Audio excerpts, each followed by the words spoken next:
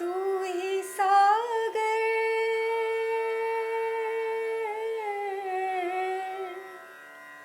तू ही सागर है तू ही किनारा ढूंढता है तो किसका सहारा ढूंढता है तो किसका सहारा। રંગભૂમિના કલાકારોના સંગઠનનો સુંદર મજાનું સન્માન સ્વીકારીને ફરી પાછા બેરિક ખાતે સ્થિર થયા. તેઓ ઘણીવાર કહેતા, હું જાણું છું કે હવે તો ઉછીના લીધેલા કાળમાં જ જીવન જીવવાનું છે, છતાં મને લાગે છે કે હું જુવાન છું. શક્ય હશે ત્યાં સુધી હું કામ કરતી જ રહીશ. વય માટે તેઓ કહેતા, આપણો આ દેહ એ તો એની અંદર જે છે તે રાખવા માટેનું સાધન છે. કબાટ જીર્ણ થઈ ગયું હોય તેનાથી કંઈ એની અંદર પડેલું રત્નનું તેજ ઘટી ન જાય. દેહની અંદર જે આત્મા છે તેનું જ મૂલ્ય છે. હું ઘણીએ વાર અરીસામાં જોઉં છું અને મારા શ્વેત થઈ રહેલા વાળ જોઈ કે ચહેરાઓની કરચલીઓ જોઈને હું ડરી જાઉં છું. હા, હું અવશ્ય વૃદ્ધ બની છું. આ કરચલીઓ અને આ શ્વેત કેશ અને આ ઘટેલું દૃષ્ટિનું તેજ, લાંબુ જીવવા માટે આટલી તો કિંમત ચૂકવવી જ પડે ને. જેમ મારા દેહની અશક્તિ વધતી જાય છે તેમ તેમ મારે કામ કરતા રહેવા માટે વધુ પરિશ્રમ કરવાની જરૂર પડે છે. ફરી એકવાર તેમનું સ્વાસ્થ્ય કથળ્યું અને ડૉક્ટરોએ સારવાર માટે આટલાન્ટાની હોસ્પિટલમાં જવાની સલાહ આપી. માર્થા સંમત થયા. 1941ના ઓગસ્ટ માસની એક સવારે તેઓ ઇનેઝ ગેડિન્સ કેનોન અને રૂથ હાર્ટની સાથે ઘરની બહાર નીકળ્યા. આંટ માર્થને મળ્યા. આ મિલન ખૂબ જ હૃદયદ્રાવક હતું. આંટી, હું જઈ રહી છું. મારી તબિયત સારી નથી, પણ ચિત્ત તો ઠેકાણે છે. તમે મારે માટે સરસ ઉદાહરણરૂપ બન્યા છો. આટલા વર્ષોમાં કદી કોઈ ફરિયાદ નથી કરી. આંટ મર્થ હસી પડ્યા. માર્થાએ એકવાર ઓકહિલ ખાતેનું પોતાનું ઉદ્યાન જોઈ લીધું. તેમણે ફૂલો જોયા અને ચિત્રમાં પ્રસન્નતા અનુભવી. પછી મોટરમાં બેઠા. હજુ મોટર થોડી આગળ ન વધી ત્યાં માર્થાએ મોટર અટકાવવા કહ્યું. જ્યાંથી આ પહાડી બાળકોનું પહેલું દર્શન માર્થાને થયું હતું એ કેબિન તેઓ ફરી એકવાર જોવા માગતા હતા.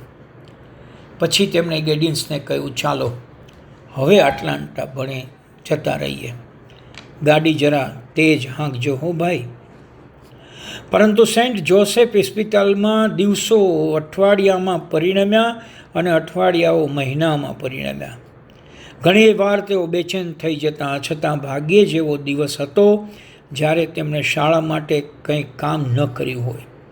તેઓ કાગળો લખાવતા, અહેવાલો મેળવતા, શાળાની પ્રવૃત્તિઓથી વાકેફ રહેતા અને મૂંઝવતા પ્રશ્નોમાં માર્ગદર્શન પણ આપતા. ગેડિન્સ અને ઇનેઝ હંમેશા 2 કલાકનો પ્રવાસ કરી આટલાન્ટા આવતા. તેઓ પોતાની સાથે પત્રો, શાળાના કામકાજના કાગળિયાઓ વગેરે લઈને જ આવતા.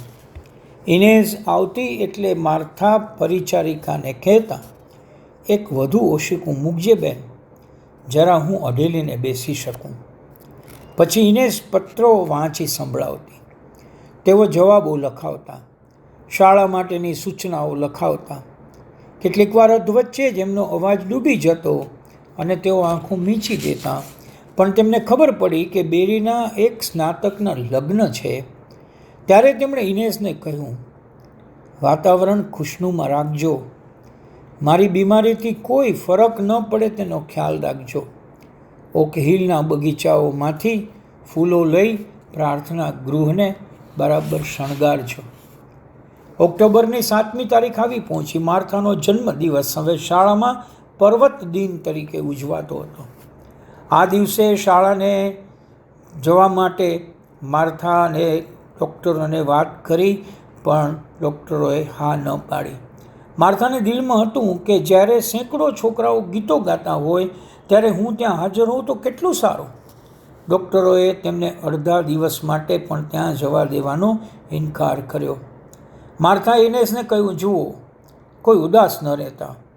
હું ત્યાં હોઉં ને તમે એ દિવસ ઉજવતા હો એ રીતે જ ઉજવજો. મને એક પણ ભેટ ન મોકલશો. કોઈ અહીં ન આવતા. સૌ શાળામાં જ રહેજો. આવેલા ગોર્ડન, ડૉક્ટર કૂઝ, ઇનેસ વગેરેએ હવે માર્થાની ઈચ્છાનો અનાદર કરવાનું નક્કી કર્યું. આ તેમનો 75મો જન્મદિન હતો, એટલે તેમનું મહત્ત્વ વિશેષ હતું. આ માટેની વ્યવસ્થા ઘણા સમય અગાઉથી કરવામાં આવી હતી.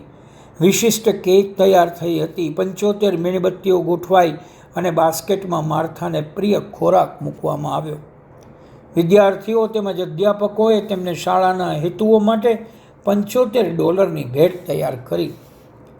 1941ની 7મી ઓક્ટોબરે સવારે ઇસ્પિતાલમાં સૌ કોઈ જાણતું હતું કે આજે કુમારી માર્થા બેરીનો 75મો જન્મદિવસ છે. ઇનેસ, ડૉક્ટર કૂક વગેરે સૌ આવી પહોંચ્યા. તેઓ સાથે માર્થાને પ્રાર્થના ઘરમાં ઘણા વખતથી જે વાજિંત્ર વસાવવાની ઈચ્છા હતી તે શાઇમ લેતા આવ્યા. વિદ્યાર્થીઓએ પોતાની આવકમાંથી પૈસા બચાવી આ વાજિંત્ર ખરીદ્યું હતું. વાજિંત્રના સૂરો ગુંજી ઉઠ્યા. એક ક્ષણમાં તો માર્થા પોકારી ઉઠ્યા, અરે, આ તો શાળાના ગીતો! શાળાના છોકરાઓ આવ્યા લાગે છે. બેરીનું જૂથ માર્થાના ખંડમાં પ્રવેશ્યું. મોટી કેક કાપવામાં આવી. માર્થાએ સૌને ટુકડા વહેંચી દીધા. ત્યારબાદ ઇનેઝે એક બાસ્કેટમાં જન્મદિન અંગે આવેલા પત્રો, તારો અને પોસ્ટકાર્ડો કાઢ્યા. ઇનેસ એક પછી એક સંદેશાઓ વાંચવા લાગ્યા. માર્થાએ તમામ પત્રો પોતાના હૃદય સાથે જડી રાખ્યા. આમાં 1.5 કલાક ગયો. આમાંના કેટલાક પત્રો તો સરળ પહાડી લોકોના લખેલા હતા. ઇનેઝે પત્રોનું વાંચન કર્યું ત્યારે માર્થાનો ચહેરો ચમકી ઉઠ્યો. મારા જીવનનો સૌથી સુખી દિવસ છે. એક પળ પછી તેમણે કહ્યું, પણ હવે તમે સૌ જલ્દી શાળાએ પહોંચો. ત્યાં છોકરીઓની સમૂહ કૂચ શરૂ થઈ હશે અને ગીતો ગવાતા હશે. ઇનેસ અને ગેડિન્સ જ્યારે બેરી પર પહોંચ્યા ત્યારે સમૂહ કૂચનો આરંભ થઈ ગયો હતો. तू ही सागर,